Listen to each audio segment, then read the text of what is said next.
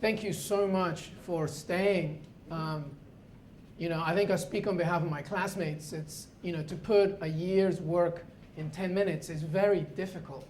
And, there is so much passion that you don't really see just in one night of presentations. It's really, I really thank you, because it's not, I'm going to try, Jan. I'm going to give it my best shot, okay? All right.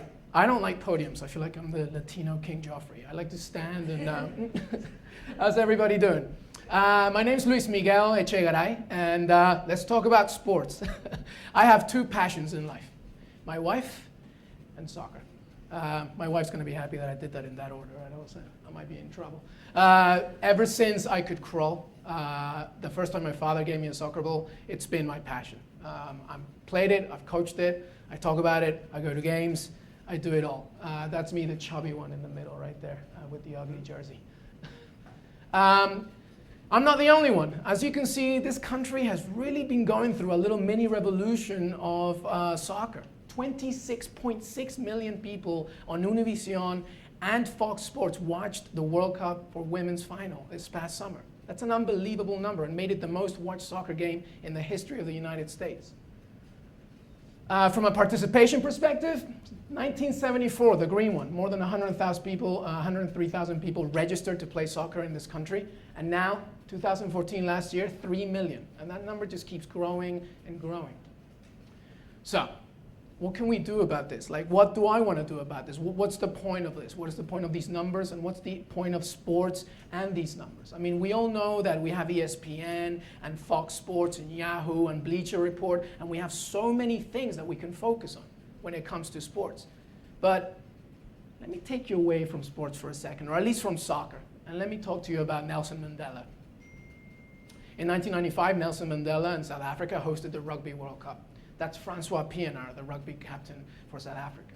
It was a time after the apartheid ended that Nelson really needed to create a union in that nation. There was still a lot of racial discrimination.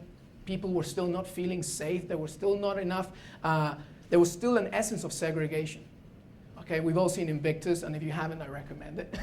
But what Nelson Mandela wanted to do was that he wanted to make the rugby team the bridge, the connector, the reason why this country is together no matter what. And they did it. They won the World Cup against the mighty All Blacks, and the rest is history. Of course, the country is not perfect, but what Nelson Mandela wanted to do was he wanted to prove the quote that he's always said: the sports can inspire people. It can unite a nation. It can do things that other things cannot do. So, I decided that I wanted to be this man. I wanted to be Anthony Bourdain. If you've ever watched Parts Unknown, you know that he goes to all these places, and it's just a great show. He goes to Cuba, he goes to Iraq, he goes to South America, he goes to Europe, and he's trying to tell you a story not in so much a professorial way, but rather as somebody that just wants to know more about that community. I think we can do the same thing with sports. So I did my practicum in two ways. The first part was a project, a website called The Faces of Soccer. It was basically like a soccer version of Humans of New York, where I basically combined a lot of stories that I created and other people created, and I wanted to talk about the youth communities, not just in New York, but around the world. I did 4 major stories, the top left being YESI, Youth Empowerment Soccer International, which is basically a nonprofit organization in the Bahamas that focuses on helping young kids from low-income families, which is pretty much the majority of the island, and to teach them soccer, but not just that, but give them tutoring, give them mentorship, give them food, give them clothing. It's an amazing organization. The top left was a project with kids all over the world, where I asked them to send selfies of themselves and their favorite equipment. The bottom right, South Bronx United, an amazing organization, just like YESI, but here in New York City, where they help a lot of immigrant kids from the area, and they help them again with mentorship, tutoring, and soccer coaching. And this one is my documentary. I did a documentary about Martin Luther King Jr. They are, I'm going to keep it short for you, but they are the best soccer team you've never heard of. They are a high school team here in New York, and they've won more state championships than any other school in the nation. Their coach is an ex-heroin addict. The kids come from immigrant families, little to no money. They have no funding, they have no field, and they've won more games than any other team in New York State.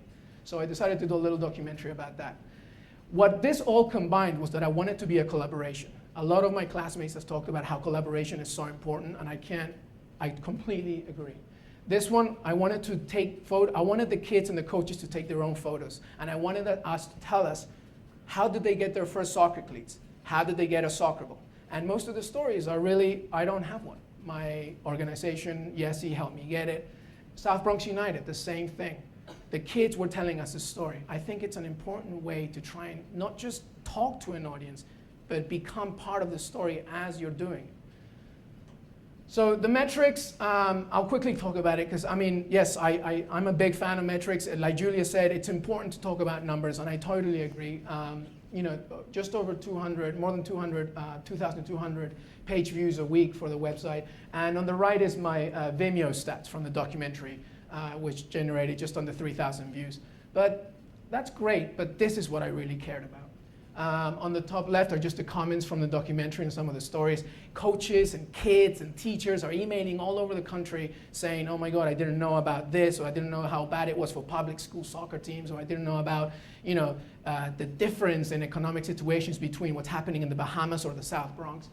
This is my favorite. That's Coach Jake from Martin Luther King. A week and a half after my documentary was released, they screened it to the local council.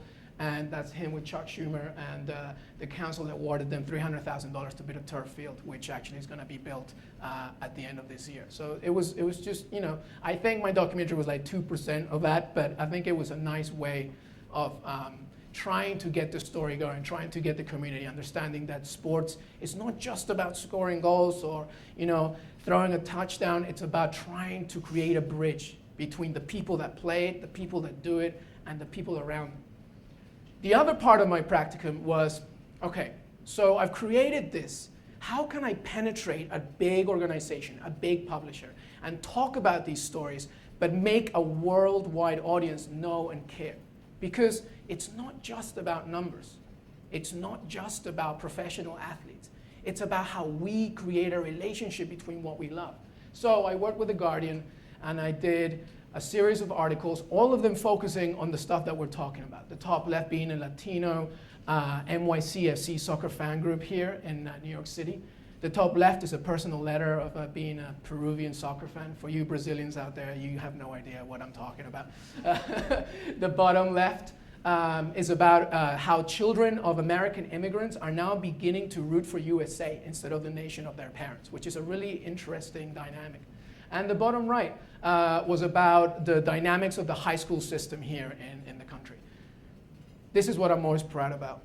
I think The Guardian are way more ahead than most other publishers when it comes to minute-by-minute commentary.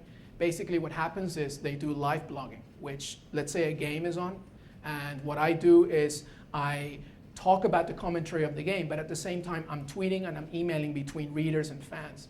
And we're creating a conversation. So I could be talking to someone over in Germany or over in England, and we're talking about the same game. It's really a great way to try and become a community, even if it's just for that match.